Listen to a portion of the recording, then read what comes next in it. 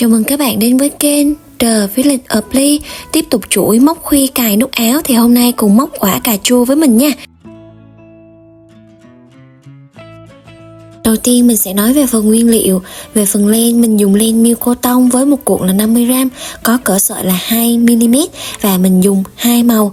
Ngoài len này các bạn có thể dùng những dòng len khác cũng được nha. Nguyên liệu tiếp theo cần có keo nến để dán. Và về kim móc mình dùng size 2.5mm.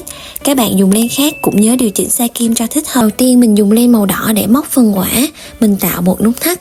Mình đẩy len từ phía trên xuống, ngón cái và ngón giữa mình giữ len. Sau đó mình đưa kim qua vòng tròn đã tạo. Vòng kim, lấy len, kéo qua vòng tròn nè. Hạ tay ra, siết len lại, mình được một nút thắt. Sau đó mình sẽ móc 10 mũi xích. Vòng kim, lấy len, kéo qua nè. Mình được mũi xích thứ nhất. Tiếp tục vòng kim, lấy len, kéo qua. Mũi xích thứ hai. Tiếp tục vòng kim, lấy len, kéo qua. Mũi xích thứ ba. Các bạn cứ móc như vậy cho đủ 10 mũi xích nha. 4 5 6 7 8 9 và 10. Sau đó tại chân xích thứ nhất là chân xích gần nút thắt, mình sẽ nối vào chân xích này để tạo một vòng tròn. Mình đưa kim qua chân xích đầu tiên như thế này. Sau đó lấy len và kéo qua luôn. Siết nhẹ lên lại, mình xong hàng thứ nhất đến hàng 2 lên một mũi xích và siết lên. Hàng này mình bắt đầu tăng chân và mình sẽ tăng như sau. Tại chân mình vừa nối là chân đầu tiên, mình móc 2 mũi đơn. Mình đưa kim qua chân, sợi len này mình sẽ để trên kim để mình tiện giấu luôn nhé. Rồi lấy len qua, trên kim có 2 vòng len, lấy len kéo qua 2 vòng, mình được mũi đơn thứ nhất. Tiếp tục tại chân đó, mình đưa kim qua nè, lấy len qua, trên kim có 2 vòng len, lấy len kéo qua 2 vòng, mình được chân thứ nhất. Đến chân thứ hai mình cũng móc 2 mũi đơn, đưa kim qua chân, lấy len và lấy len kéo qua 2 vòng, mình được mũi đơn thứ nhất. Tiếp tục tại chân đó, đưa kim qua chân nè, lấy len và lấy len kéo qua 2 vòng, mình được chân thứ hai. Đến chân thứ ba mình cũng móc 2 mũi đơn nha.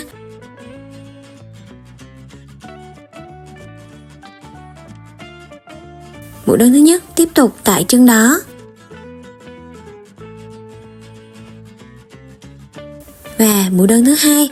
Vậy đến các chân còn lại các bạn cũng móc mỗi chân là 2 mũi đơn nha. Mình móc chân thứ tư nè.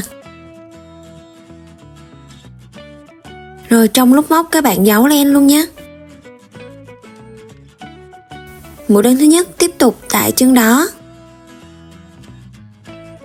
và mũi đơn thứ hai. Mình xong 4 chân, 6 chân còn lại các bạn cũng móc tương tự nhé. Là mình đã móc xong 10 chân rồi thì để kết thúc hàng tại chân mũi đơn đầu tiên mình móc một mũi trượt nha. Mình đưa kim qua chân đầu tiên, lấy len qua và kéo qua luôn. Rồi siết nhẹ lên lại, mình xong hàng 2 đến hàng 3 lên một mũi xích và siết len. Hàng này mình có cụm tăng như sau. Tại chân mình vừa nối là chân đầu tiên, mình móc một mũi đơn. Mình đưa kim qua, lấy len và lấy len kéo qua 2 vòng. Mình xong chân thứ nhất đến chân thứ hai mình tăng chân, mình móc 2 mũi đơn. Mũi đơn thứ nhất. Tiếp tục tại chân đó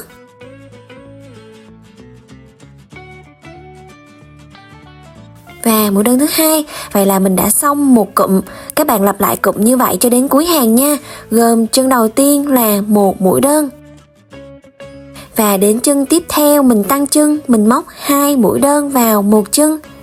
Mũi đơn thứ nhất. Tiếp tục tại chân đó và mũi đơn thứ hai. Mình xong 2 cụm rồi nè. Các bạn cứ lặp lại cụm như vậy nhé. Gồm chân đầu tiên là một mũi đơn và chân thứ hai là 2 mũi đơn. Mũi đơn thứ nhất. Tiếp tục tại chân đó và mũi đơn thứ hai. Mình xong cụm thứ ba. 7 cụm còn lại các bạn cũng móc tương tự nhé. Mình đã móc đến cuối hàng rồi nè. Thì để kết thúc hàng tại chân mũi đơn đầu tiên mình móc một mũi trượt. Mũi trượt thì mình sẽ kéo qua luôn ha. Rồi sau đó mình lên một mũi xích và cắt lên. Siết len lại, rồi mình quay xuống mặt trái để mình giấu len thừa nhé.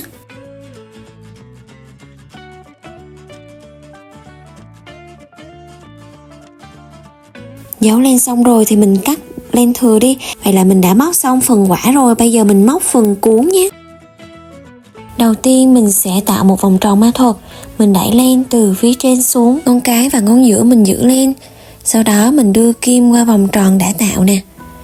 Vòng kim, lấy len, kéo qua. Vậy là mình đã tạo xong một vòng tròn ma thuật. Sau đó mình lên 2 mũi xích. 1 2. Sau đó mình sẽ bỏ qua chân xích đầu tiên và móc vào chân xích tiếp theo 1 mũi đơn.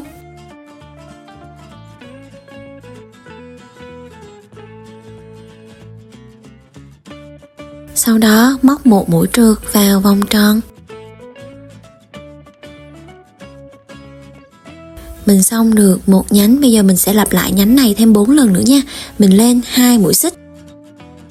Sau đó bỏ qua một chân và móc vào chân tiếp theo 1 mũi đơn. Và móc vào vòng tròn 1 mũi trượt. Mình xong nhánh thứ hai, các bạn cứ móc như vậy cho đủ 5 nhánh nha. Lên 2 mũi xích nè, sau đó bỏ qua một chân, móc vào chân tiếp theo 1 mũi đơn. Và để nối thì móc 1 mũi trượt vào vòng tròn. Rồi tiếp tục lên 2 mũi xích. Bỏ qua một chân, móc vào chân tiếp theo 1 mũi đơn. Và móc 1 mũi trượt vào vòng tròn. Rồi lặp lại, lên 2 mũi xích nè. Bỏ qua một chân, móc vào chân tiếp theo 1 mũi đơn. Và móc 1 mũi trượt vào vòng tròn để nối. Sau đó mình sẽ kéo sợi len ngắn này cho vòng tròn nhỏ lại nha. Rồi lúc này mình mới lên 1 mũi xích và cắt len. Siết len lại nè. Rồi mình sẽ đưa kim từ phía sau lên phía trước để mình lấy cái sợi len vừa cắt kéo xuống. Rồi các bạn cột 2 sợi len này lại nhé.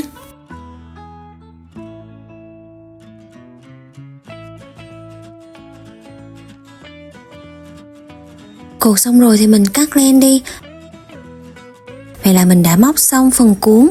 Bây giờ mình sẽ dán phần cuốn vào phần quả nha.